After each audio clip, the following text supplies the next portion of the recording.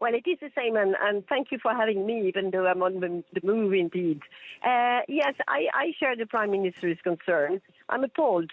I'm absolutely appalled. I mean, this is a deal that we're trying to get for a temporary stability in the name of a couple of lobbies that are very active, of course, in Brussels, trying to, get the best deal for themselves. And that is at the expense of the overall of what the EU should be standing for. To start with, I do not know why we need to have these tariffs. And we see Donald Trump is not using them for economic reasons. With Brazil, for instance, it's a political tool. And it is just a very asymmetric agreement, because if we were to have an overall agreement, then we should have put services and goods in the same and see if indeed it's totally unbalanced and maybe try to kind of reach out, some kind of consensus. But it is not the case. So I think, looking at the details of what we are actually giving up in the names of indeed reducing, the tariffs on spirits and the car industry and whatever, it is, I think, our own autonomy that we're giving up because we're buying, billions of gas and oil from the Americans.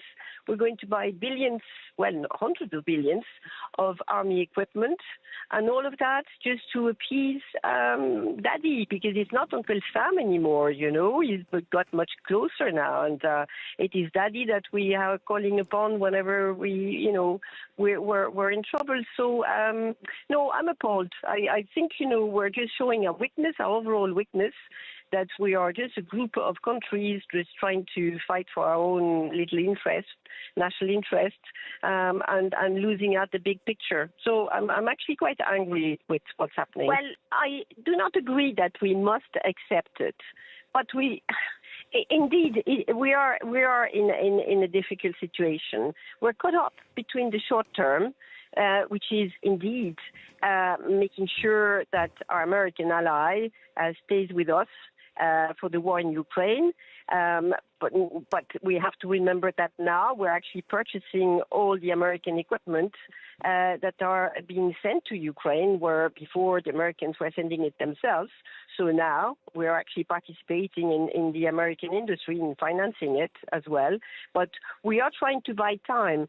So the war in Ukraine is one reason why we need to appease, if you like, Donald Trump and make sure that he stays with us. But in the long term, I think we have a lot to lose, because what we're doing in the name of saving some corners of our economy and some of our industries and producers, indeed, we are giving up on the overall, as I said, industrialization of Europe that we need, because the 750 billions we're going to spend in buying carbohydrates from the United States, the 600 billions that have been put forward as army equipment that we're going to purchase, it's all European taxpayers' money going to finance the development of American industry. And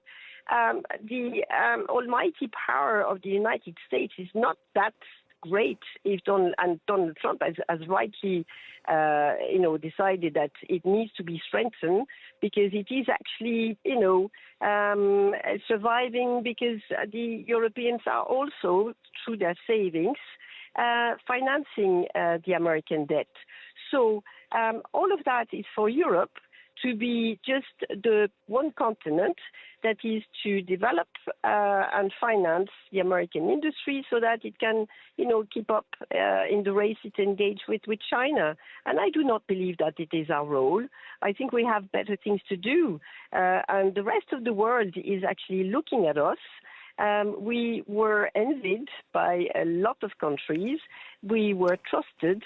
And now I see on the, the political field that in the Middle East, the Europeans are not called upon in the negotiations.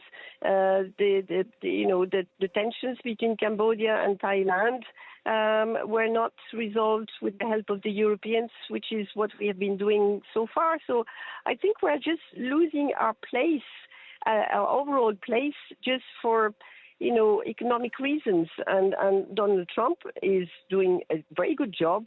He has set himself objectives, but I do not believe that it is our role, and that's all we're reduced to actually, make sure that the manner in which he does it or the aims that he wants to reach are for us to support. That's all. I don't think that's our, so Ellen, sorry to cut across you. Should there have been then some kind of retaliation in terms of tariffs? Should France have been slapped? Go ahead. Well, what we should have done is to look at an overall package. As I said, indeed, we have a surplus for goods, but the huge debt in services coming from the United States. Look at the overall package and say, well, can we find a balance? Maybe there are some sectors, indeed, that needs to be, realigned or whatever. But just this overall 15% tariff is just mad. And indeed, I was in Washington last March, and I met the Minister of Finance there, and what he said was extremely interesting.